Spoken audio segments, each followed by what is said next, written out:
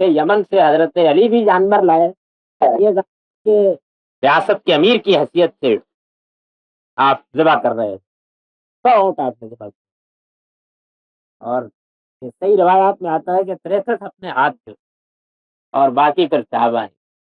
ہم تو غالباً ایک بھی نہیں کرنے کی ہمت پاتے، لیکن بہرحال نبی صلی اللہ علیہ وسلم نے اتنے جانور ذبح کیے آخری، آپ ہدی کے جانور ساتھ لے کے آئے۔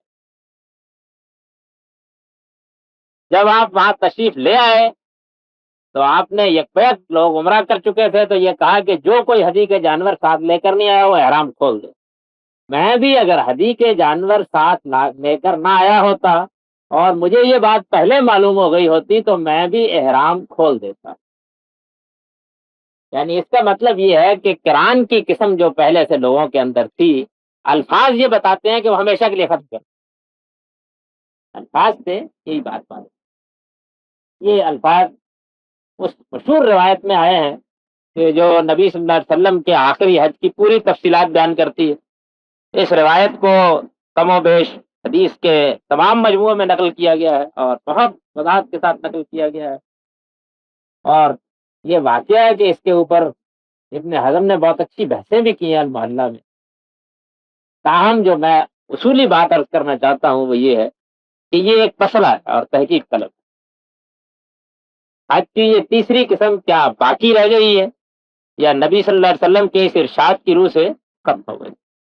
یعنی الفاظ پر اگر آپ غور کریں تو وہ کم و بیش یہی ہے کہ اگر مجھے پہلے معلوم ہوتا تو میں بھی تمتع ہی کا احرام پاتا۔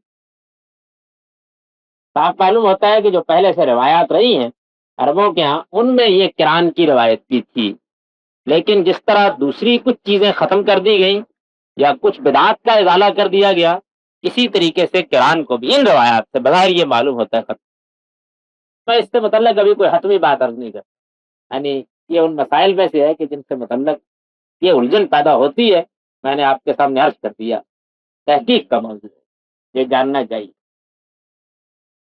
بہرحال عام طور پر لوگ تمتعی کا احرام باندھتے ہیں اور اس میں کیونکہ سہولت ہوتی ہے، یہ بھی بات ہے۔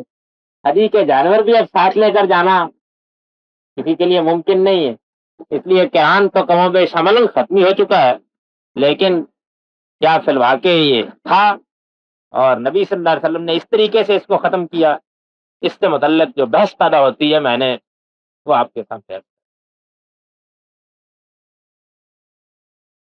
2 رکعتیں پڑھنے کے بعد آپ روانہ ہوتے ہیں، اللہم لبیک عمرتن کے الفاظ میں نیت کرتے ہیں، اور میں عرض کر چکا ہوں کہ یہ در حقیقت حج کی مخصوص عبادت میں تلبیہ کے آغاز، سفر پر روانگی کا اعلان، یہ تنہا نیت نہیں ہے، اس لیے اس پر وہ بحث پیدا ہی نہیں کی جا سکتی کہ عام طور پر نیت دل کے ارادے کا نام ہے تو یہاں ہم بلند آواز سے کیوں کریں۔ علت میں نے اس کی بیان کر دی ہے، باقی بلند آوازی سے کی جائے، اور میں عرض کر چکا ہوں کہ حاجی کا ترانہ اس کے بعد مجھے یہاں تک یاد پڑ رہا ہے، ہم یہاں تک پہنچے تھے کہ جب پھر آدمی حرم میں داخل ہوتا ہے تو وہ پہلی مرتبہ اللہ کے گھر کو دیکھنے کے بعد وہ شاندار دعا پڑھتا ہے کہ یہ واقعہ ہے کہ وہ خود اس کے لیے بھی اور اس صورتحال کے لیے بھی ایک بہترین تعبیر۔ اس کے الفاظ کیا ہیں، اس کا مطلب کیا ہے، یہ میں عرض کرتا ہوں۔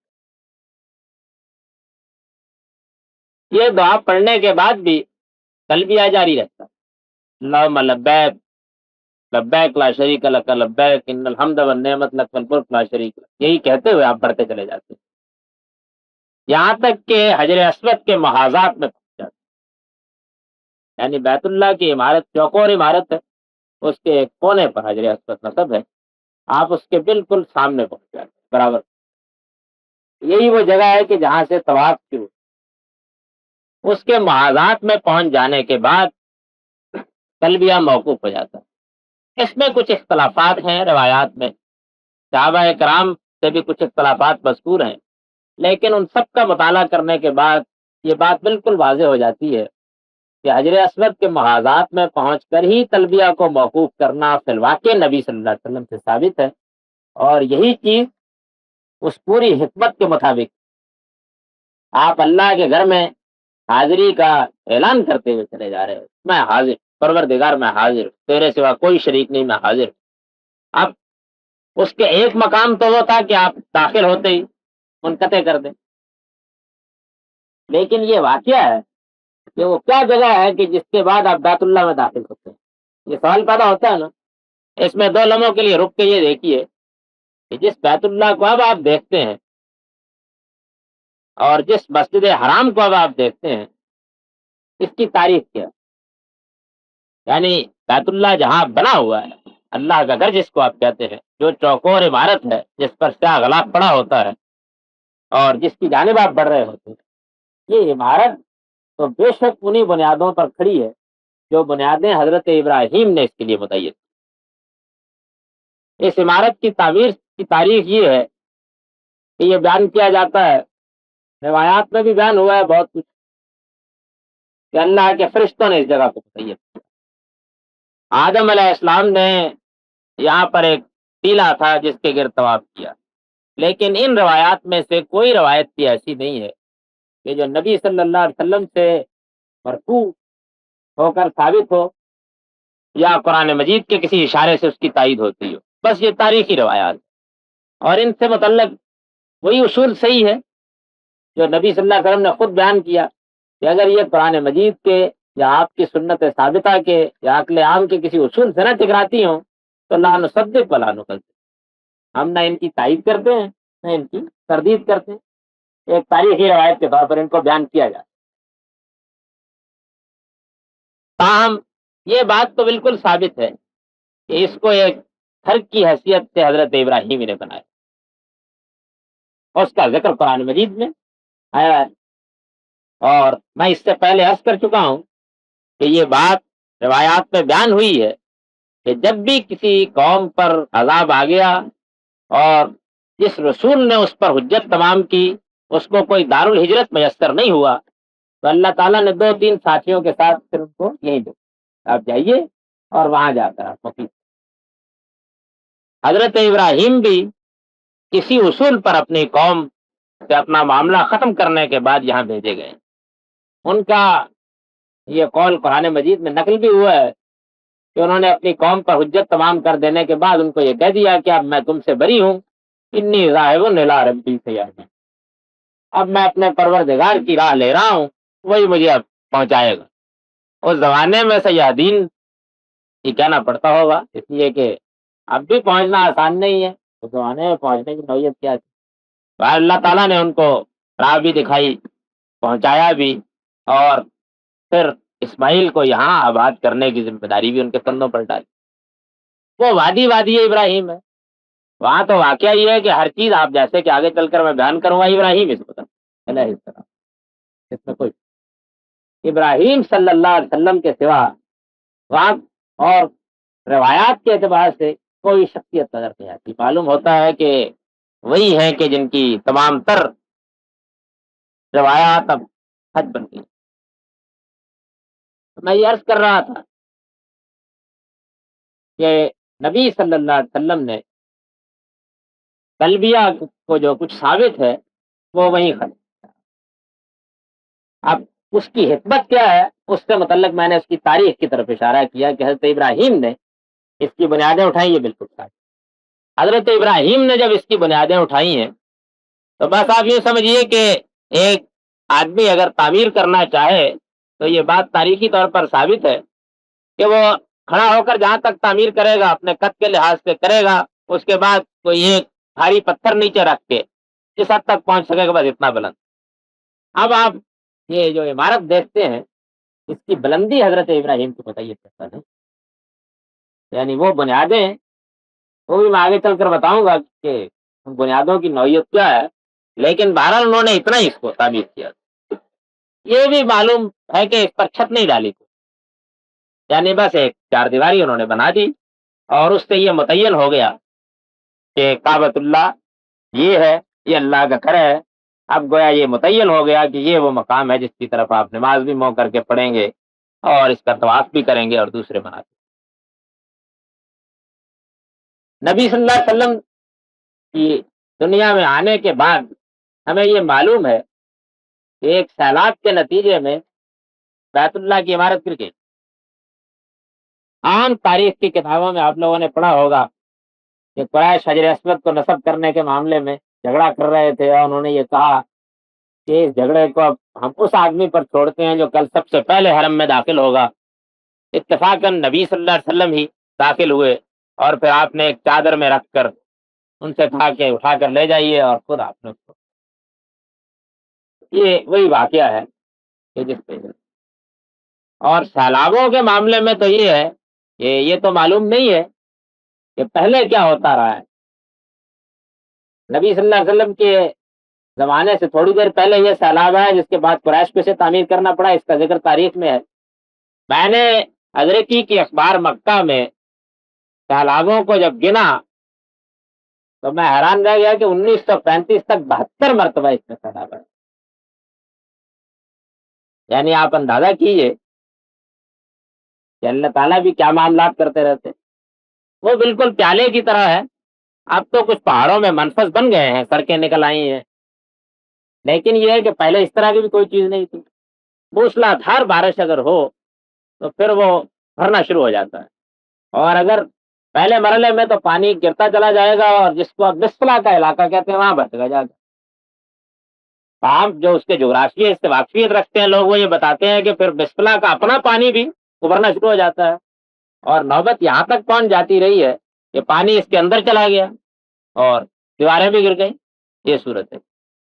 اسی طریقے سے اس کی عمارت، قریش نے یہ فیصلہ کیا کہ وہ اس کی تعمیر کریں گے۔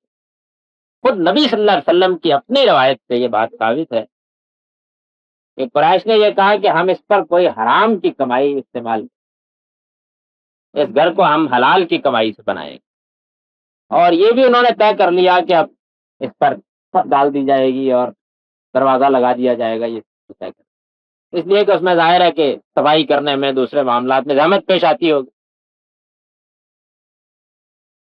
اس زمانے میں اس کے خزانے کو رکھنے کے لیے بھی لوگ چڑھاوے چڑھاتے تھے، سونا چاندی دوسری بہت سی چیزیں، تو اس کے اندر پہلے ایک گڑھا ہوتا تھا، کنواں لیجیے، اس میں سب کچھ ڈال دیا جاتا تھا اور اس کو ڈھانپ دیتے تھے، باقی کھلا ہی ہوتا تھا۔ تو قریش نے حضرت ابراہیم کی بنیادوں پر اس کی تعمیر کرنے کے لیے جب اپنے پیسے ویسے کا حساب کیا تو معلوم ہوا کہ یہ ممکن نہیں، یعنی حلال کمائی سے اس کی تعمیر پوری نہیں ہوتی۔ اب آپ یہ اندازہ کیجئے کہ جیسے میرے سامنے یہ میز پڑی ہوئی ہے، بالکل کم و بیش مستطیل صورتی میں حضرت ابراہیم کی بنیاد، یعنی بالکل چاروں ضلع برابر نہیں تھے، بلکہ مستطیل صورتی میں آپ سمجھ لیجیے، اسی میز کی طرح۔ بہت اندازہ کر کے انہوں نے کہا کہ اس کو ہم پورا تو نہیں تعمیر کر سکتے، ہم اس کو 2/3 تعمیر کریں، یعنی اس جانب سے 1/3 جگہ خالی چھوڑ دی انہوں نے، اور 2/3 جگہ کے اوپر انہوں نے تعمیر کیا۔ اب اس کا لازمی نتیجہ یہ نکلا نا کہ عمارت کے ضلع کم و بیش برابر ہوگا، لیکن 1/3 جگہ اس مستطیل میں جو حضرت ابراہیم کی عمارتوں میں خالی ہے۔ نبی صلی اللہ علیہ وسلم ہی سے یہ بات بھی بیان ہوئی ہے کہ اب آپ لوگوں میں سے جن لوگوں نے دیکھا ہے کعبے کو، یہ جانتے ہیں کہ اس کا دروازہ ایسے نہیں ہے ہمارے آپ کے گھر کے دروازے یا مسجدوں کے دروازے ہوتے ہیں، بلکہ وہ کافی اونچا لگا ہوا ہے، یعنی کہ دہلیز آپ ایسے اوپر ہاتھ کریں تو آپ کا ہاتھ وہاں تک پہنچے۔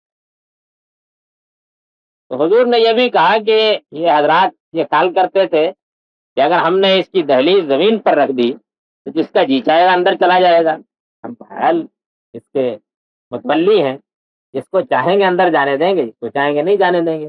تو انہوں نے اس کی دہلیز اونچی کر دی۔ یہ بھی خود حضور صلی اللہ علیہ وسلم ہی سے روایات میں بیان ہوا۔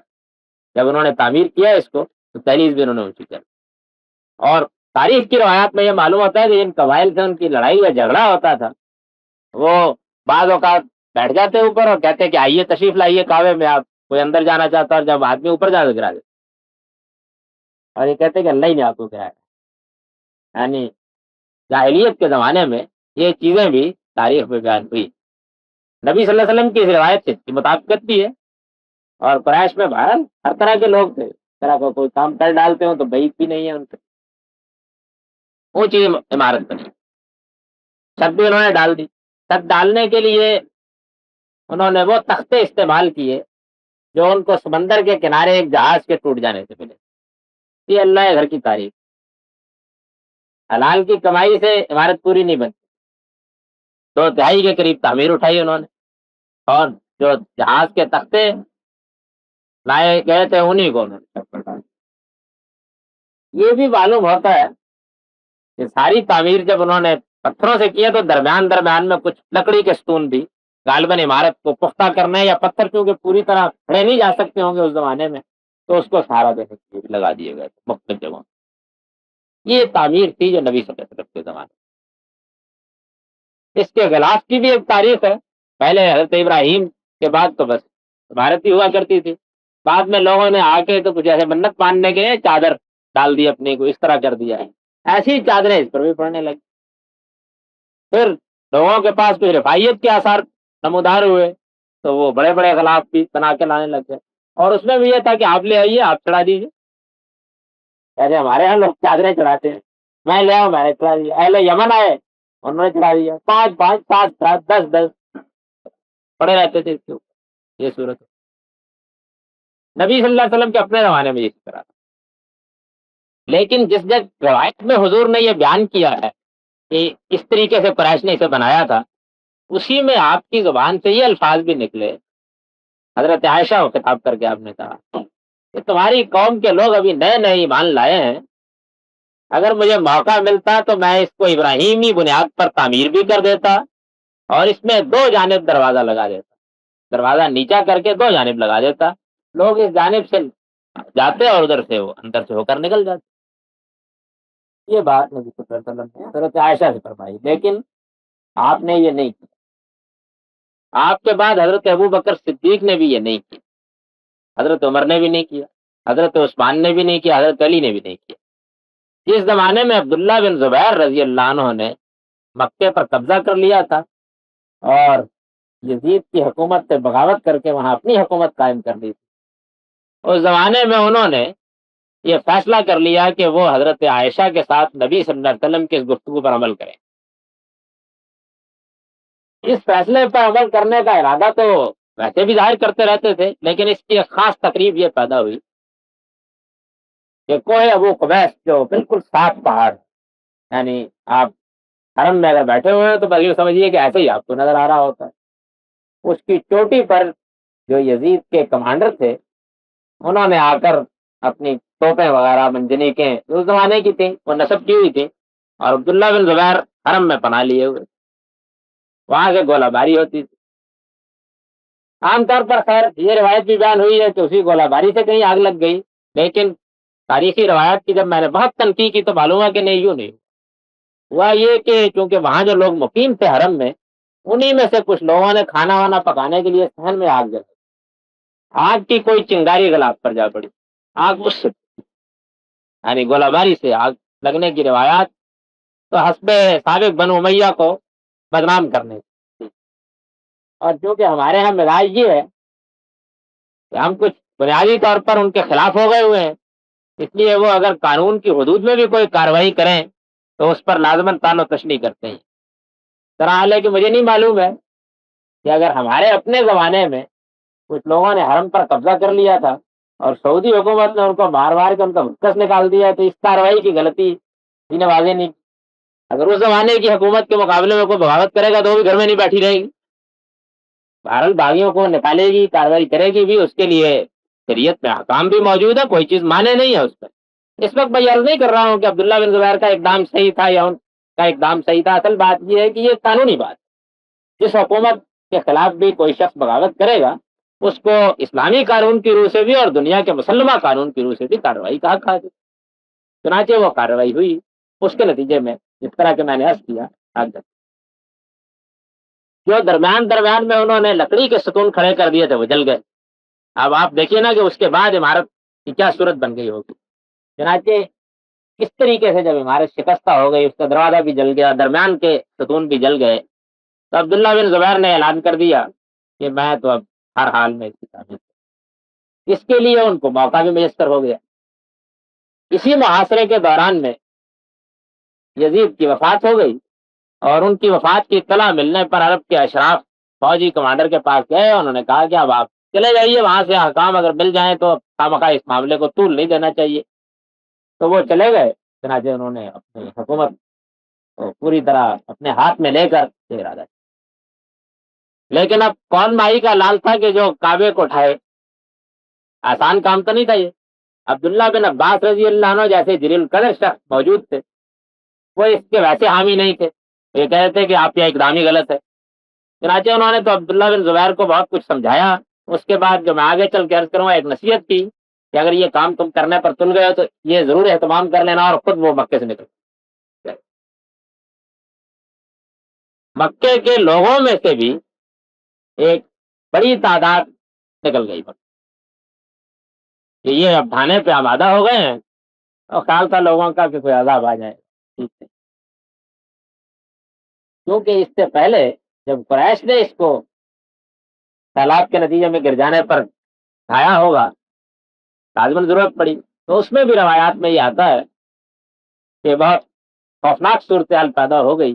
تو پھر انہوں نے مقام ابراہیم پر کھڑے ہو کر اللہ تعالیٰ سے دعا کی کہ پروردگار، ہم تیرے گھر کی احانت نہیں کر رہے، اس میں کوئی خرابی نہیں پیدا کر رہے، ہم تو اس کی اصلاح کے لیے یہ کام کر رہے ہیں. تو تب جا کر، اگر جو روایت تو بہت عجیب و غریب ہے جو بیان ہوئی ہے کہ ایک سانپ کعبے کے خزانے پر بیٹھا ہوا تھا اور وہ ان کو بالکل قریب نہیں آنے دیتا تھا. پھر انہوں نے دعا کی بہت دیر تک دعا کی. تو ایک پرندہ آیا اور اس نے اٹھا کر اس سانپ کو کوہ بکویس پر پھینک. قطع نظر اس روایت کیجیے کہ یہ روایت کوئی حدیث کی کتابوں میں بیان نہیں ہوئی، تاریخی روایات میں سے ایک روایت ہے. بہرحال یہ صورت تھی کہ لوگوں کے اندر یہ خیال تھا کہ اگر ہم نے ایسا کیا تو بڑے مسئلے پیدا ہو جائیں. عبداللہ بن زبیر نے جو کچھ لوگ تعمیر کے لیے مزدور اور ادھر ادھر اکٹھے کیے ہوئے تھے، ان کو انہوں نے کہا وہ بھی آمادہ نہیں ہوئے.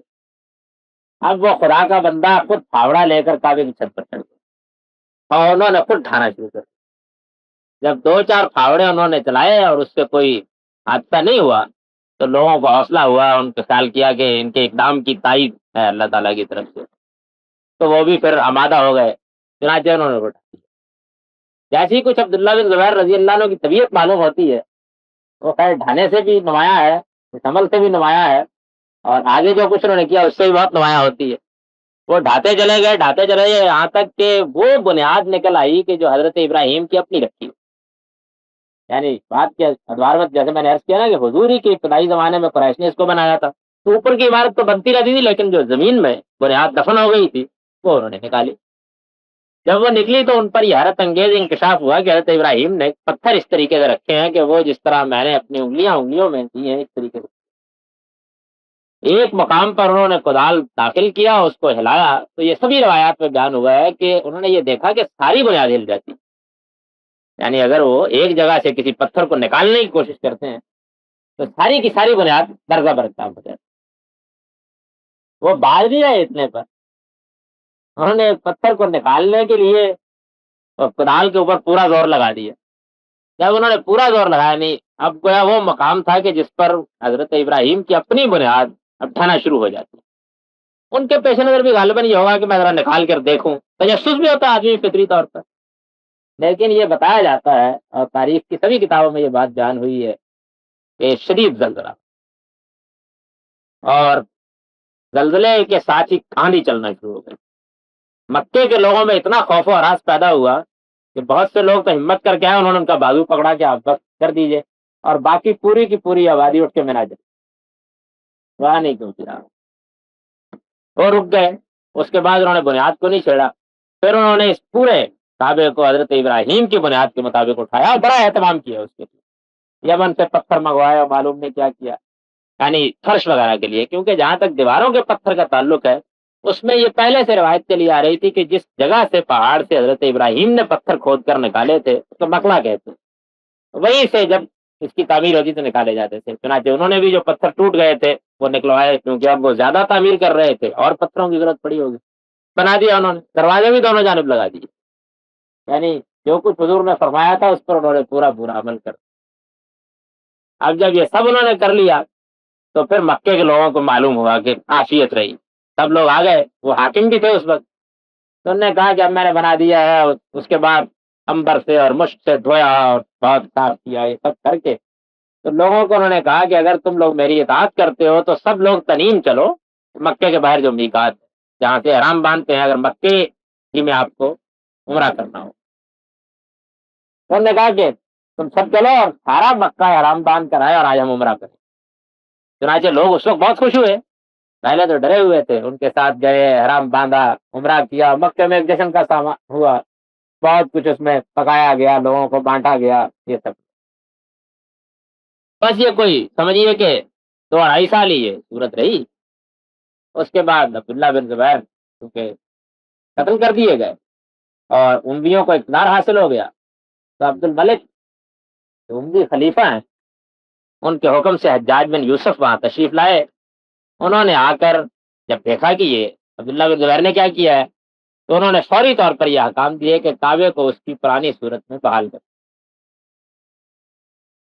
اب یہ ایک اور تھا، لیکن بحال کرتے وقت انہوں نے یہ احتیاط کی کہ یہ دیواریں تو اسی طرح رہنے دی، چھت بھی اسی طرح کھڑی رہنے دی، اس کے نیچے ستون دے کر بس وہ حصہ جو چھوڑ دیا گیا تھا 1/3، یعنی قریش نے جس میں تعمیر نہیں کی تھی، جو گویا آپ یوں سمجھیے ایک کمرہ ہو گیا اللہ کا گھر، اس کا ایک ٹین بن گیا ہوا، تو انہوں نے اس کو خالی کیا اور خالی کر کے ایک دیوار اٹھائی اور اٹھا کر بالکل وہی اس کو صورت دے دی کہ جو قریش کے زمانے، پچھلا دروازہ بند کیا اور اس دروازے کو اتنا ہی انہوں نے اوپر، یعنی یہ کہا انہوں نے۔ حجاج بن یوسف نے قرآن پر اعراب لگائے ہیں، یہ بھی معروف ہے، اور یہ ایک کام بھی ہے۔ میں نے تاریخ کی روایات میں یہ بات پڑھی ہے کہ خلیفہ عبد الملک جب خود اگلے سال حج کے لیے تشریف لائے تو انہوں نے کچھ تاریخ کے انداز میں یہ کہا کہ عبداللہ بن زبیر بھی نئے نئے کام کرتے ہیں۔ اس موقع پر حضرت عمر بن عبدالعزیز بھی، جہاں تک مجھے یاد پڑتا ان کے ساتھ تھے، انہوں نے یا کسی اور جلیل القدر شخصیت نے یہ کہا کہ عبداللہ بن زبیر نے یہ کام ایک حدیث کی بنیاد پر کیا ہے، اپنی مرضی سے نہیں۔ تو خلیفہ عبد الملک رک گیا، انہوں نے کہا کہ کیا حدیث ہے؟ تو انہوں نے سنائی، تو انہوں نے کہا کہ یہ اس حدیث کی بنیاد پر انہوں نے کیا۔ تو کچھ دیر وہ کھڑے رہے، انہوں نے کہا کہ پھر تو افسوس، ہم کو اس کو دوبارہ نہیں اس طرح کرنا چاہیے، یہ روایات۔ اب یہاں پر ایک علمی سوال پیدا ہوتا ہے، وہ سوال یہ پیدا ہوتا ہے کہ کیا نبی صلی اللہ علیہ وسلم کے اس ارشاد پر عمل کرنا چاہیے تھا؟ اگر عمل کرنا چاہیے تھا تو خود حضور نے کیوں نہیں کیا؟ اس کی خیر ایک وجہ حدیث میں بیان ہوئی ہے، لیکن وہ وجہ تو حضرت ابوبکر کے زمانے میں ختم ہو گئی تھی۔ حضرت ابوبکر صدیق کوئی ایسے آدمی تو نہیں تھے کہ وہ اگر کسی چیز کو کرنا چاہتے تو اس سے ڈرتے۔ چلیے آپ 2 لوگوں کے لیے یہ مان لیجئے کہ ان کے پیش نظر بہت اہم کام تھے، ارتاد کے فتنے کو ختم کرنا، مانعین زکوٰۃ کے فتنے کو ختم کرنا۔ 2 2.5 سال ان کی خلافت رہی، وہ توجہ نہیں دے، لیکن حضرت عمر، جیسے کہ آگے چل کر میں بتاؤں گا آپ کو، حضرت عمر کے زمانے میں تو ایک بہت نازک صورتحال حرم میں یہ پیدا ہو گئی کہ جو میں نے 72 سیلابوں کا ذکر کیا، ان میں سے پہلا سیلاب نبی صلی اللہ علیہ وسلم کے بعد ان کے زمانے میں آ گیا، اور وہ سیلاب اس شان کے ساتھ آیا کہ دروازے سے اوپر تک پانی بھر گیا عمارت۔ حضرت عمر رضی اللہ عنہ کو جب سیلاب کا پانی اترا، کوڑا کرکٹ اٹھایا تو یہ اطلاع دی گئی کہ جناب مقام ابراہیم کا جو پتھر ہے وہ غائب ہے، بہا لے گیا سیلاب۔ اب کیا ہو سکتا ہے؟ چنانچہ وہ بڑی سراسیمگی کے عالم میں مدینہ سے تشریف لائے اور انہوں نے آ کر تمام لوگوں کو ادھر ادھر پہاڑیوں میں پھیلایا، اور انہوں نے یہ کہا کہ مجھے پوری توقع ہے کہ انشاءاللہ وہ مل جائے گا، تم اس کو ڈھونڈو۔ چنانچہ کوہ ابو قبیس کی ایک گھاٹی میں ایک مقام کے اوپر سے یہ مل گیا۔ جب یہ مل گیا تو خیر خدا کا شکر کیا، چنانچہ اسی بنیاد پر اس پہاڑ کو امین کہتے ہیں کہ اس نے سیلاب کے زمانے میں حجر اسود کو، مقام ابراہیم کے پتھر کو اپنے ہاں سنبھالے رکھا۔ یہ عرب کی قدیم روایات میں ان کی شاعری میں بھی ذکر آتا۔ اب یہ مسئلہ پیدا ہو گیا حضرت عمر کے زمانے میں کہ مقام ابراہیم کو حضرت ابراہیم نے تعمیر کرنے کے بعد پتھر کو ایک خاص جگہ پہ رکھ دیا، یعنی جاتے کہ عرب کی روایات بتاتے۔ اب وہاں پڑا رہا، آپ ہی دیکھیے نا کہ مثال کے طور پر ایک چیز آپ نے یہاں رکھی ہوئی ہے صحن میں، وہ ایک دن آپ صبح کو آئے تو وہاں موجود نہ ہو، اب یہ بڑا مشکل ہو جائے گا نا کہ آپ یہ متعین کریں کہ کہاں رکھی ہوئی۔ یہ اندازہ تو ہو سکتا ہے لیکن بالکل تعین کے ساتھ بہت مشکل ہے بتانا کہ کہاں رکھی ہوئی، یہ مسئلہ پیدا ہو۔ حضرت عمر رضی اللہ عنہ نے لوگوں کو بلایا اور کہا کہ بھائی میری مدد کرے اس معاملے میں۔ لوگ پریشان نے کہا جی جناب یہ تو ہم انداز بناتے ہیں کہ یہی کہیں تھا رکھا ہو، بس یہ قریب جگہ ہوگی، لیکن بالکل متعین جگہ تو بتانا مشکل ہے. کام کیا. ان کا یہ کام صحیح تھا یا غلط تھا؟ عبد الملک خلیفہ کے تبصرے کو دیکھنے عبد الملک خلیفہ کے تبصرے کو دیکھنے کے بعد تو غیر معلوم ہوتا ہے کام تو انہوں نے ٹھیک ہی کر دیا تھا، رہنا چاہیے تھا. لیکن میں بہت غور کے بعد نتیجے پر پہنچا ہوں کہ یہ کام ان کا صحیح تھا. اس کی وجہ میں یعنی اگر اس چیز کو ملحوظ رکھا جائے اصول دین کو تو یہی بات کافی ہے کہ خلفائے راشدین نے یہ کام نہیں کیا. یعنی نبی صلی اللہ علیہ وسلم کے جو کام رہ گئے تھے باقی وہ سب انہوں نے کیے ہیں، انہوں نے یہ کام نہیں کیا. لیکن اگر آپ کو عذر بھی پیش کرے تو میں یہ سمجھتا ہوں کہ حضور صلی اللہ علیہ وسلم بھی اس کے لیے اس لیے کوئی ہدایت آپ نے نہیں فرمائی کہ یہ صاف معلوم ہوتا ہے کہ اللہ تعالیٰ نے اس صورت کو پسند فرمایا. اس صورت کی پسندیدگی کی بہت سی وجوہ ہیں جو بعد میں تعامل سمجھ میں آ جاتی ہے. یعنی اگر آپ غور کریں سمجھ میں آ جاتی ہے کہ کیوں پسند فرما لیا. یہ جو دروازہ دونوں جانب نکالنے کی تجویز ہے یہ حضور کے ذہن میں بے شک آئی، لیکن مجھے یعنی میں یہ اپنا ایک نقطہ نظر بیان کر رہا ہوں کہ مجھے یہ صاف احساس ہوتا ہے کہ غالباً روک دیا گیا آپ وحی کے ذریعے. بس آپ رہنے دیجیے اس کو اس طرح. وہ تجویز جو ہے اس پر اگر عمل کر لیا جاتا تو آپ باور کیجئے جو لوگ وہاں گئے ہوئے جان سکتے ہیں کہ طواف نام کی کوئی چیز باقی نہ رہے. یعنی ایک عبادت جو کعبے کے ساتھ خاص ہے اس کا نظم باقی رکھنا ممکن نہ ہوتا. ہر آدمی یہی کام کرتا ہے، اور جس طرح حجر اسود کے اوپر ایک ہنگامہ برپا ہوتا ہے، ایک ہنگامہ کعبے کے اندر سے گزرنے والوں کا مسلسل بڑھتا رہتا، اس جانب سے بھی وہ طواف میں مداخلت کرتے، ادھر سے بھی مداخلت کرتے، یہ قطاریں لگی رہتی. طواف کی عبادت جس طرح حجر اسود کو چومنا جب اتنی اہم چیز قرار پا گیا ہے کہ لوگوں کو یہ بھی احساس نہیں ہوتا کہ طواف کے آداب کا وہ خیال رکھتے وہ ختم ہو جاتے. اور واقعہ ہے کہ صحن حرم ایک مسلسل ہنگامے، یہ تو بالکل واضح، اس میں کوئی شبہ نہیں. یہ جو دروازہ تھوڑا اونچا ہے اس میں بھی بڑی عافیت، اس کی علت قریش کے یہاں کچھ بھی رہی، لیکن اس میں عافیت کا پہلو یہ ہے کہ اب بھی آپ دیکھیے تو لوگوں کو یہ معلوم ہے، جیسے کہ میں آگے بتاؤں گا چل کر کے ملتزم کے پاس آدمی کو دیوار سے چمٹنا چاہیے، لیکن وہ اس دروازے کی کنڈے کو اور اس کے دہلیز کو پکڑتے ہیں. نیچا ہوتا ہے تو کیا خیال آپ کا، پکڑتے سجدہ ریز ہوتے. اس طرح ایک بدعت وجود میں آ جاتی اور اس کو روکنا کسی طریقے سے ممکن، کسی طرح بھی ممکن نہ ہوتا. اس لیے وہ بھی میں سمجھتا ہوں کہ اسی جگہ ٹھیک کر دیا. قرآن مجید پر اعراب بھی ٹھیک لگے ہیں اور یہ بھی ٹھیک ہی ہوا.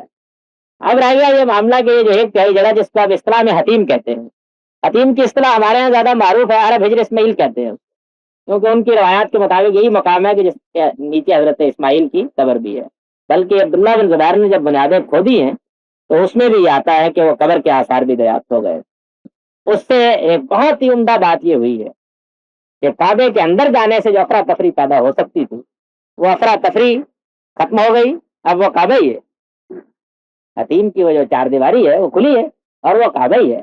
چنانچہ خود نبی صلی اللہ علیہ وسلم نے اس بات کی تصویر یوں فرمائی کہ آپ کے زمانے میں حضرت عائشہ رضی اللہ عنہ کے بارے میں یہ بیان کیا جاتا ہے کہ انہوں نے ایک دن یہ کہا کہ آپ کی ساری ازواج کعبے کے اندر گئی ہیں اور وہاں انہوں نے نفل پڑھے ہیں جا کے، جیسے کہ نبی صلی اللہ علیہ وسلم نے خود بھی پڑھے، تو میرا بھی جی چاہتا. حضور نے فرمایا کہ جو خاندان عثمان ہے جن کے پاس کعبے کی چابی ہے چلی جائیں. آپ کچھ خواتین ساتھ چلی گئیں، پیغام دیا آپ نے کہ ان کو کہیں کہ وہ کھول دیں. یہ رات کا وقت یعنی عشاء کی نماز کے بعد. کعبے کی چابی اب بھی نہیں کہ خاندان کے پاس ہوتی، یہ وہی جلیل القدر چابی ہیں جن کی خاندان کے پاس یہ چابی ہوتی ہے، جن کو حضور نے چابی لے کے کھول کر کعبے کو اور پھر چابی پکڑا کر یہ کہا تھا کہ اب قیامت تک کوئی ظالم نہیں تمہاری خاندان سے چابی دے گا. تو اللہ کا شکر ہے کہ کسی ظالم نے یہ اقدام کرنے کی کوشش نہیں کی، ان کی اولاد ہی کے لوگ اب کھول. ان کے آپ پیغام بھیجا گیا تو انہوں نے کہا کہ آپ تشریف رکھیے میں ابھی حاضر ہوتا ہوں. وہ سیدھے نبی صلی اللہ علیہ وسلم کے پاس آئے اور آ کر انہوں نے یہ کہا کہ دیکھیے آپ اللہ کے رسول ہیں، آپ اگر حکم کرتے ہیں تو میں کھول دیتا ہوں کعبے کو، لیکن ابراہیمی کے زمانے سے یہ روایت رہی ہے کہ رات کے وقت کسی کے لیے کبھی نہیں کھولا. یہ روایت حضور نے فرمایا میں روایات کو قائم کرنے کے لیے آیا ہوں، توڑنے کے لیے، اس کو بند رہنے دیجیے. عائشہ رضی اللہ عنہ سے آتے ہیں یہ کہا کہ تم ادھر آؤ اور دیکھو یہ حتیم کا جو جگہ ہے یہ کعبے کا اندر ہی ہے، وہاں جا کے دو رکعت. اب حقیقت میں تو کعبے کے اندر ہی اس میں لوگ دو رکعتیں پڑھ لیتے ہیں، بیٹھ بھی لیتے ہیں.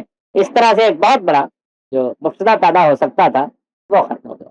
کعبے کا صحن بھی بن گیا اور اس کعبے کے اندر آپ نماز بھی پڑھ لیتے ہیں, چلے بھی جاتے ہیں, جو ثابت آدمی کو اس صورت میں بہت مشکل ہے کہ حاصل ہو. اب بھی دروازہ کھولنا کوئی آسان نہیں ہوتا اس ہجوم میں. تو میں ان دلائل کی بنیاد پر نبی صلی اللہ علیہ وسلم کے اس کو نہ گرانے کے اقدام کو صحیح سمجھتا اور عبداللہ بن زبیر کے اس اقدام کو بھی صحیح نہیں سمجھتا. حجاج بن یوسف نے جو اقدام کیا ہے میرے نزدیک میں نے اپنا نقطہ نظر رکھا کیا. اب میں آپ سے یہ گزارش کر رہا تھا کہ یہ ساری تاریخ کا مسئلہ اصل میں یہاں سے پیدا ہوتا ہے کہ تلبیہ کو آپ اس کے محاذات ہی میں جا کے کیوں موقوف کرتے ہیں. اللہ کے حضور میں آپ کہتے ہوئے جاتے ہیں کہ اللہ میں حاضر ہوں, اللہ میں حاضر ہوں, تو آپ حرم کے دروازے میں داخل ہوں تو بند کر دیں, آ گئے نا آپ اللہ کے گھر میں. لیکن واقعہ یہ ہے کہ یہ جو اب چار دیواری بنی ہوئی ہے یا اب جو برآمدہ بنا ہوا ہے یا اب جو دروازے بنے ہوئے ہیں, ان میں سے کوئی چیز بھی متعین نہیں ہے. اب سعودی حکومت نے اس کو یہاں تک بنا دیا ہے, کل کو فرض کر لیجئے کہ ضرورت پڑتی ہے اور یہ چار دیواری گرا کے اور وسیع کر دیا جاتا ہے, تو دروازہ یہ بالکل ممکن ہے کہ اس سے کلومیٹر ادھر لگا ہوا, اس کی کوئی تعین تو نہیں ہے نا. حرم کی پوری چار دیواری میں آپ اس کو پھیلاتے چلے جا سکتے ہیں, جہاں تک حرم کی حدود ہے وہاں تک اس کا پھیلاؤ جائز ہے, پھیلا دیں, پوری پوری مسجد حرم بن جائے گی. تو اس لیے آپ یہ تو نہیں کہہ سکتے کہ اب یہ وہ مقام آ گیا. نبی صلی اللہ علیہ وسلم کے زمانے میں کیا صورت تھی یہ تو میں نے عرض کر دیا کہ اس طرح کی عمارت بنی ہوئی تھی کعبے کی, لیکن باقی جہاں تک اس کے سین کا تعلق ہے جس کو آپ مطاف کہتے ہیں, جس میں طواف کرتے ہیں, اس کے ادھر ادھر کوئی عمارت یا کوئی مسجد یا اس طرح کا برآمدہ جیسا آپ دیکھتے ہیں ایسا کوئی نہیں تھا. مقام ابراہیم جہاں ہے اس سے کوئی 2-4 فٹ ادھر تک آپ یہ سمجھیں کہ اتنی جگہ چاروں طرف خالی تھی, اور مقام ابراہیم سے کوئی 2-3 فٹ ادھر تک لوگوں کے مکانات. یہ جو آپ روایات میں پڑھتے ہیں کہ نبی صلی اللہ علیہ وسلم باب السلام سے آئے یا نبی صلی اللہ علیہ وسلم باب الفتح سے آئے یا حضور باب العمرہ سے داخل ہوئے, یہ اصل میں آج کے زمانے کے لحاظ سے ہیں. اس زمانے کے لحاظ سے یہ سمجھیے کہ یہ وہ گلی تھی مکانوں کے اندر سے جس سے آپ داخل ہوئے. حضرت عمر رضی اللہ عنہ جب تشریف لائے ہیں تو انہوں نے کہا کہ اللہ کے بندے اب بہت آتے ہیں حج و عمرہ کے لیے, تو یہ آپ حضرات اپنے مکان اٹھائیے, ذرا تھوڑی سی جگہ صاف کیجیے تاکہ کچھ چار دیواری بنائی جائے. لوگوں نے کہا جی ہم تو نہیں اٹھائیں گے. یہ کوئی یہی نہیں ہے کہ مکان کی محبت کی وجہ سے, ہر وہ کعبے کا جوار ہے. اس میں ایک ایسے صاحب بھی رہے ہیں کہ جنہوں نے سب سے پہلے یہ روایت شروع کی کہ رات کے وقت وہ اپنا چراغ جو گھر کا ہے وہ ایک اپنی دیوار پر رکھ دیتے تھے, اور ان کی دیوار مقام ابراہیم کے قریب بنی ہوئی تھی, مکان تھا ان کا, اور اسی سے کعبے میں روشنی ہوتی. بنو امیہ کے زمانے میں آ کر کہیں اس میں قندیلوں کا اور اس کا بندورنا وہی رکھتے رہے. اور اب وہ آپ اندازہ کیجیے نا کتنی بڑی سعادت ہے یہ کہ آپ کی دیوار گھر کی دیوار کے ساتھ مل رہی ہے, کسی کی دیوار مل رہی ہے, کسی کے گھر کا دروازہ کھل رہا ہے. اس صحن میں لوگ آبادہ نہیں ہوئے. انہوں نے بہت ہی شاندار فکرہ کہا, اور حضرت عمر ہی کہہ سکتے تھے. انہوں نے کہا کہ یہ بتاؤ مجھ کو کہ کعبے کے صحن میں تم نے مکان بنائے ہیں یا تمہارے صحن میں کعبہ اللہ تعالیٰ نے بنایا؟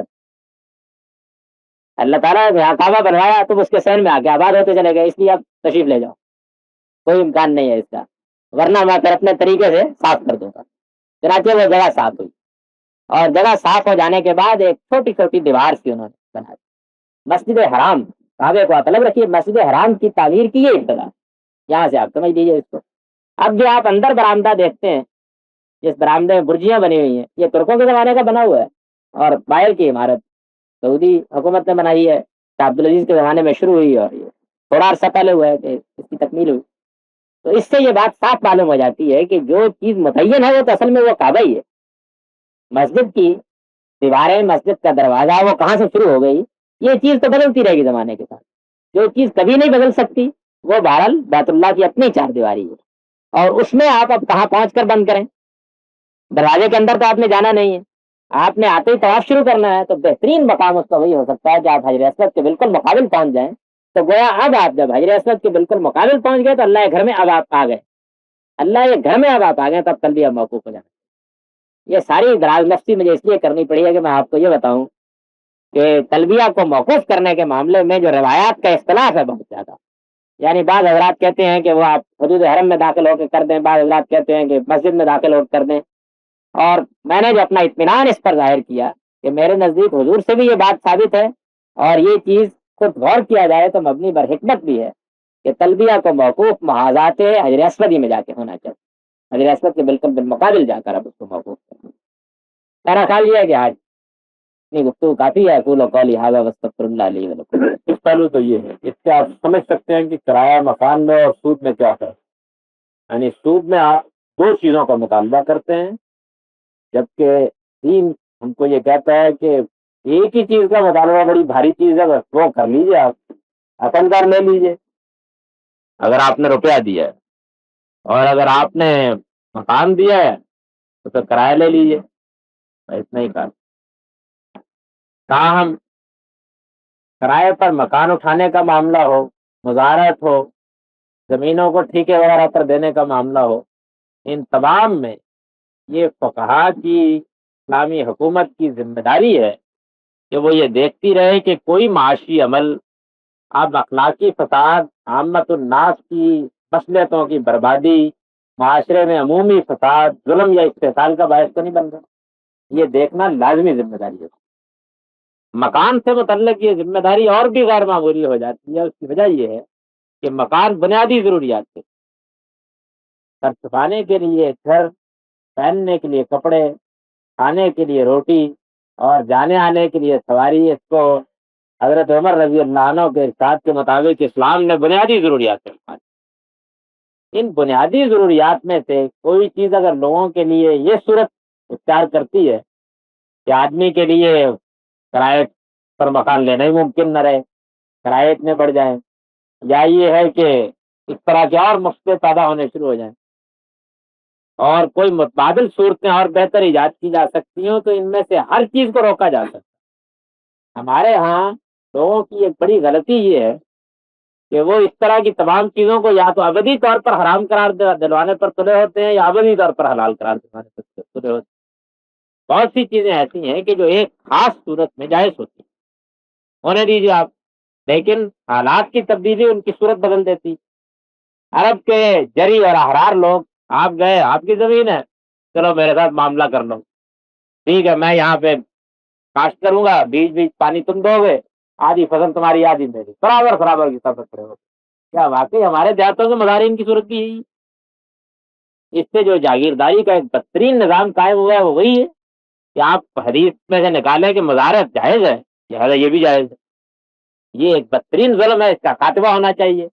मुज़ारत की वो सूरतें जब पैदा हो जाएंगी तो फिर उसको जायज़ करार देने के, इस उसूल को समझ लीजिए और इसकी रोशनी में किराया, मकान, मुज़ारत सब चीज़ों पर गौर किया जा सकता है। इनमें से कुछ चीज़ें रोकी भी जा सकती हैं, उन पर पाबंदियाँ भी लगाई जा सकती हैं, ये इस्लामी हुकूमत कर सकती है। लेकिन जहाँ तक किराया, मकान और सूद का ताल्लुक है, उसका फ़र्क मैंने आपको बता दिया ही। जी, आप पूछ रहे थे।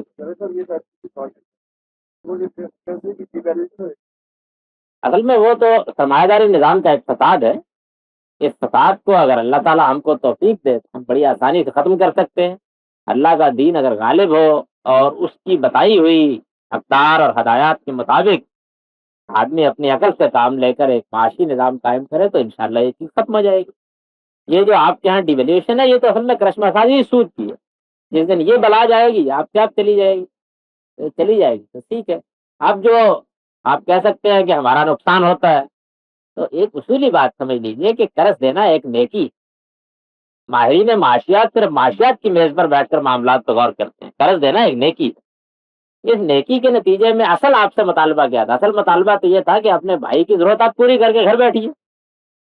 आप वाजिबुल अदा रकम वापस ले रहे हैं, डिवैल्यूएशन के नतीजे में कम हो गई है तो शोर कीजिए कितनी मिल गई। खालिस दीनी नुक्ता नजर कर्ज के मामले में ये, इस नुक्ता नजर को अगर आप सामने रखते हैं तो फिर आपका जो कुछ नुकसान हुआ है वो आखिरत में 70 गुना पूरा हो जाए। और अगर ये नुक्ता नजर नहीं है तो मादी माशियात से मतलब पूछिए, फिर दीन से क्यों पूछते हैं? दीन तो माद और माश दोनों के मजबूर का, जो यहाँ खो गया वहां मिल जाएगा, इस ईमान के साथ हम जीते।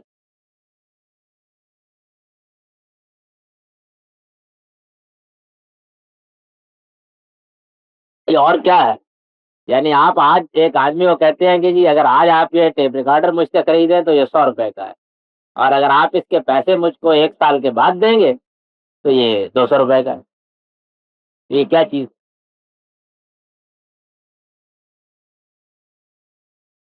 वही फर्क होता है जो सूद में और अपनी रकम वापस ले लेने में होता है। जब आप किसी आदमी को उधार कोई चीज देते हैं, इसके पीछे भी यही चीज होनी चाहिए दीनी लिहाज से कि आप अपने भाई के पास पैसे ना होने की वजह से उसकी जरूरत पूरी कर रहे हैं। باقی یہ جو قسطوں کا نظام ہمارے علماء نے جائز قرار دے دیا ہوا ہے، اس کے نتیجے میں اور ذرا 15 سال گزر جانے دیجیے، آپ یہ دیکھیے کہ امریکہ بہادر کے ساتھ کیا ہوتا ہے۔ کسی معیشت کو آخری درجے میں برباد کر دینے کے لیے اس سے بہتر کوئی نسخہ نہیں۔ اس سے جو مصنوعی خریداری پیدا ہوتی ہے، ہر آدمی لے آتا ہے اپنے گھر میں، ہاں میرے پیسے کٹتے رہیں گے۔ بھائی میں اس وقت مفصل تقریر نہیں کر سکتا، آج میں تھکا ہوا بہت ہوں، ورنہ میں آپ کو یہ بتاتا ہے کہ تنہا یہ قسطوں پر چیزیں لینے دینے کا نظام کہاں تک جا کر پہنچتا ہے۔ باقی یہ صحیح سود ہے، اس میں کوئی شبہ نہیں۔ ایک صاحب علم آدمی یہ کہا، افسوس ہے کہ یہ کہا کہ دکاندار بادشاہ ہے، چاہے تو آج آپ کو 100 روپے میں دے اور آپ ادھار لے 400 روپے میں دے، دکاندار تو واقعی بادشاہ ہے، لیکن میں آپ کو بادشاہی سناتا ہوں جو اسلام میں قائم ہوتی ہے دکاندار کی۔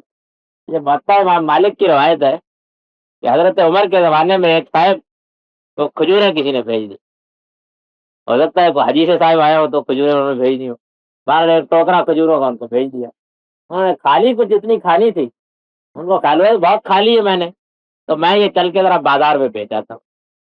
کھجوریں منڈی سے نہیں خریدی تھی انہوں نے، وہاں جا کے انہوں نے کھجوروں کا بھاؤ تو ظاہر ہے کہ ہو سکتا ہے کہ 4 روپے کلو ہو، انہوں نے وہاں دو آنے بیچنی شروع کر دی۔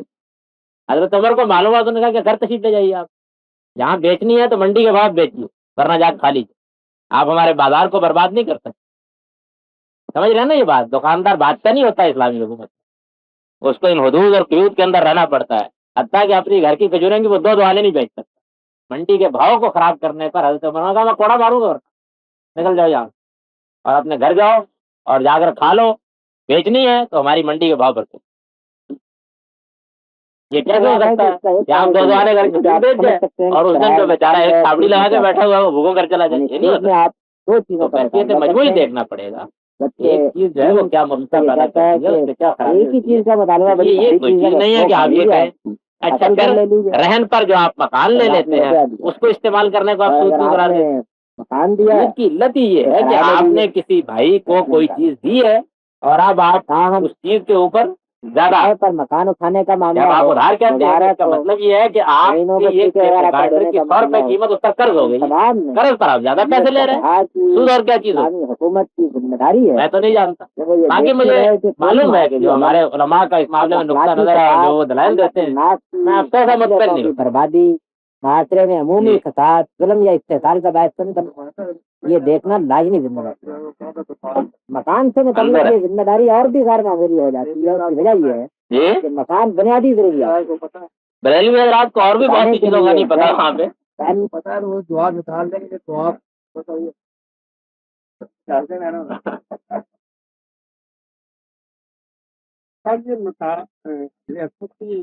روایت ہے نبی صلی اللہ علیہ وسلم سے کوئی صحیح روایت نہیں ہے، بس بعض لوگوں نے اپنے طور پر بیان کیا، تاریخی روایات۔ اور وہ یہ مصروف آتے کہ نبی صلی اللہ علیہ وسلم کا چاند اگر مشرقین مکہ اس کو بوتا نہ دیتے تو قیامت تک اس کی چمک نہیں، نبی صلی اللہ علیہ وسلم سے ایسی کوئی روایت میری نظر سے بالکل نہیں گزری، اور اب جب میں عرض کر رہا ہوں میری نظر سے نہیں گزری تو واقعہ یہ ہے کہ میں نے تو حج کے دوران میں پڑھا ہی یہی کچھ ہے، تو اس لیے میں یہ عرض کرتا ہوں آپ سے کہ ایسی کوئی چیز نہیں، البتہ روایات میں یہ ذکر آیا، یعنی حدیث کی روایات میں نہیں ہے، تاریخی روایات میں یہ بعض لوگ مکے کے بیان کرتے ہیں، بعض تابعین سے بھی ذکر ہوا ہے۔ روشنی سے ہی یہاں تک اس کی روشنی نہیں ایسی کوئی چیز ہے وہ صحیح روایات کے اندر حضور سے منسوب روایات میں بالکل نہیں ہے۔ یہ تو پہلے سے پہلے تو مطلب یہ ہے کہ اب یہ باتیں ان باتوں میں سے نا کہ جو مشہور باتیں ہیں، بھائی اتنی حیثیت ہے ان کی، حضور فرما دیتے تو پھر تو ظاہر ہے کہ کوئی جرا نقص تو تصدیق ہو جاتی، تصدیق نہیں ہوئی، اس لیے ان چیزوں میں سے ہے کہ لا نصدق و لا نکذب۔ اور یہ جو آپ بیان کرتے ہیں کہ اس کی روشنی پہنچتی تھی یا یہ ہوتا تھا وہ ہوتا تھا، یہ چیز سنت اللہ کے خلاف ہے۔ اللہ تعالیٰ اصل میں کوئی ایسا کام نہیں کرتے کہ جو انسان کی عقل کو معطل کرتے۔ میں جب کبھی نہیں گیا تھا تو اس وقت بعض لوگ بیان کر دیتے ہیں نا کہ کعبے کے اوپر کبھی کوئی جانور بیٹ نہیں کرتا، اگر اب تو میں نے دیکھی لیکن یہ ہے کہ وہ کہہ نہیں کرتا، تو میں یہی عرض کر دیا کرتا تھا، اگر شاید کچھ لوگوں کو یاد بھی ہوگا اس کا کوئی امکان، بیٹ کرنی چاہیے جانور کو۔ اس کی وجہ یہ کہ یہ قدرت کے قانون کے خلاف ہے کہ ایک مستقل معجزہ ایسا قائم کر دیا جائے کہ جو عقل کو معطل کر دے، یہ نہیں ہو سکتا، ورنہ ایمان کے لیے جو آزمائش ہے وہ ختم ہو جاتی ہے۔ اس لیے اس طرح کی کوئی چیز بھی جو ہے وہ درایتاً صحیح نہیں۔ حضور سے کوئی بات ہوتی تو میں اس پر ضرور غور کرتا، سر جھکاتا، لیکن یہ روایت ساری تو آپ فرمایا کہ تم بیٹھ سے ریپیٹ کرنا تمہیں پتہ نہیں میں چاہتے ہو مجھے آج بھی تم ان کا بیٹھا کر دیا تھا حجاج بن یوسف اور عبداللہ بن زبیر دونوں میں کیا فرق تھا، یہ ایک پورے لیکچر کا موضوع ہے۔ سوال آپ نے اٹھا دیا ہے، ابھی حج کے معاملات پورے ہونے دیجیے، اب میں کچھ اس معاملے میں ذہنی طور پر تیار ہوں کہ ہماری تاریخ سے متعلق بعض چیزوں پر بھی کچھ گفتگو کروں۔ یہ تو اس کا مطلب ہے کہ حجاج جو خوف میں تھا خدا کا خوف نہیں تھا جی انہیں مل گیا تھا بندے تو ان کو بھی مل گئے تھے خیر، وہ تو بعد میں خود کو پھاوڑا مارا ہوتا نہیں وہ اصل میں بڑا قریب العہد واقعہ تھا نا، تو لوگوں کو یہ معلوم ہو چکا تھا کہ اگر اس کی اصلاح کے لیے یا کسی نیک نیتی کے ساتھ یہ کام کیا تو کچھ نہیں ہوتا۔ اگر آپ اس پر بھی غور کریں نا کہ حجاج بن یوسف نے یہ کام کیا بعد میں آ کر 2 سال کے، اور عبداللہ بن زبیر نے پہلی مرتبہ یہ کام کیا تھا، فرق ہے نا دونوں باتوں، ایک خوف اتر بھی چکا ہوتا ہے۔ یہ جاننی چاہیے کہ دین کے معاملے میں بہرحال یہ ایک قطعی اصول ہے کہ ہم اپنی طرف سے کچھ نہیں کرتے، اس میں ہم پابند ہیں کہ اللہ تعالیٰ کے ارشاد کی پیروی کریں، نبی صلی اللہ علیہ وسلم کی سنت ثابتہ کی پیروی۔ یہاں یہ اصول نہیں چل سکتا کہ الاصل فی الدین الاباحہ، یہ دین میں اصل چیز تو یہ ہے کہ ہر چیز جائز ہے سوائے اس کے کہ اس سے روک دیا جائے۔ اس میں کوئی شبہ نہیں کہ معاملات کے بارے میں یہی اصول ہے، لیکن جس چیز کو آپ اللہ اور بندے کا تعلق کہتے ہیں، یا جس کے بارے میں آپ یہ کہتے ہیں کہ اس کو کرنے سے ثواب ہوگا، نہ کرنے سے گناہ ہوگا، یا آپ یہ کہتے ہیں کہ یہ فرض ہے، یا آپ یہ کہتے ہیں کہ یہ پسندیدہ چیز ہے، ان تمام امور میں ہمارے پاس اس کے سوا کوئی ذریعہ نہیں ہے کہ ہم اللہ کی طرف رجوع کریں، اللہ کے رسول کی۔ اور اس میں یہی اصول صحیح ہے کہ ہم کو یہ دیکھنے کی کوشش کرنی چاہیے کہ نبی صلی اللہ علیہ وسلم نے کوئی کام کیا یا نہیں، اگر کیا ہے تو وہ بہرحال دین ہے، اور اگر نہیں کیا ہے تو وہ بہرحال بدعت۔ اس دائرے میں یہ اصول بھی نہیں چلتا کہ نبی صلی اللہ علیہ وسلم کے زمانے میں کیا گاڑی تھی، جہاز تھا، اس کا کوئی تعلق دین سے نہیں ہے۔ جب آپ گاڑی پر سوار ہوتے ہیں، جہاز پر سوار ہوتے ہیں، تو ہرگز آپ کے وہم و گمان میں بھی یہ بات نہیں گزرتی کہ آپ کوئی نیکی کا کام کر رہے ہیں یا ثواب کا کام کر رہے ہیں، یا یہ کام کرنے کے نتیجے میں آپ کو اللہ کے یہاں کوئی اجر ملے گا، ایسی کوئی بات نہیں ہے۔ یہ تو زندگی کی وہ چیزیں ہیں کہ جن میں انسان کو اللہ تعالیٰ نے عقل دی ہے، اس کے ذریعے سے وہ کائنات کے اصولوں کو سمجھتا ہے، اپنے لیے نو بنو چیزیں تخلیق کرتا ہے۔ یہ قرآن مجید کا موضوع ہی نہیں ہے کہ وہ ان میں مداخلت کرے، یہ نبی صلی اللہ علیہ وسلم کا منصب ہی نہیں ہے کوئی۔ اسی سے یہ ہمارے ہاں ایک فتنہ پیدا ہوتا ہے، لوگ یہ سوال کرتے ہیں کہ قرآن مجید کیونکہ اللہ کی کتاب ہے اس لیے اس میں انسان کے چاند پر پہنچنے کا ذکر بھی ہونا چاہیے، اس میں ایٹم بم کا ذکر بھی ہونا چاہیے، اس میں اگر کوئی اور چیز ایجاد ہونی ہے تو اس کا ذکر بھی ہونا چاہیے۔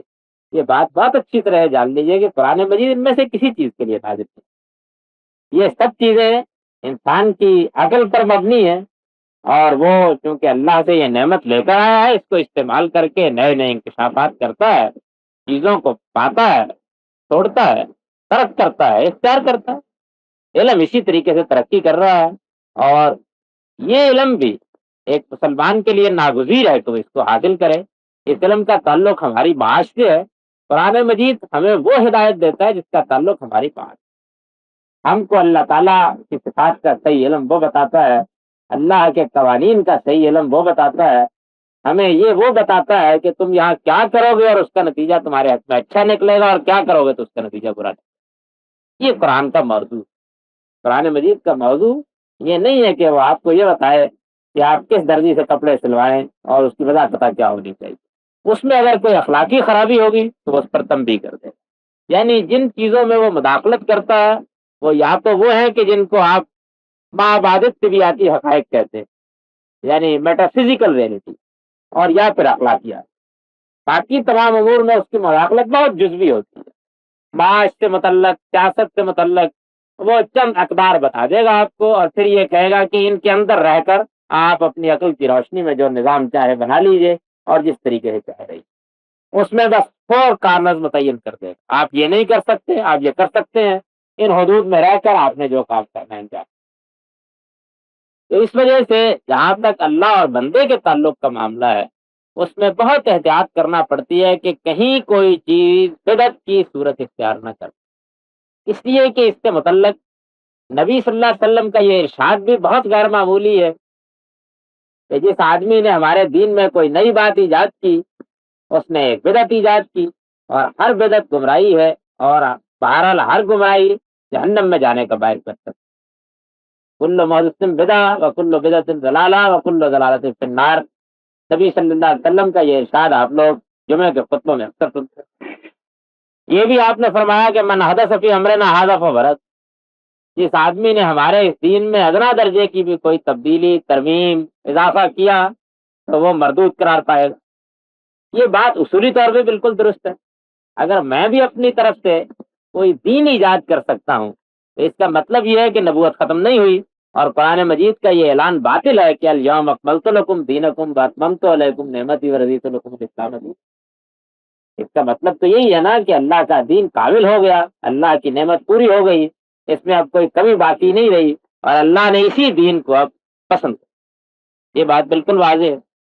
اسی طریقے سے اگر اس معاملے میں اپنی طرف سے میں کوئی لام لگاتا ہوں تو اس کا مطلب یہی ہوگا کہ میں در حقیقت اس کو ناقص قرار دے رہا ہوں، اور کوئی کمی رہ گئی ہے جس کو میں پورا کر رہا ہوں۔ گوناگون پہلوؤں سے یہ نہایتی بدترین حرکت ہے جس کا ارتکاب کوئی آدمی کر سکتا ہے۔ دین کے معاملے میں حد درجہ احتیاط برتنا پڑتی ہے کہ آپ یہ دیکھیں کہ کیا چیز نبی صلی اللہ علیہ وسلم سے ثابت ہے اور کیا چیز ثابت ہے۔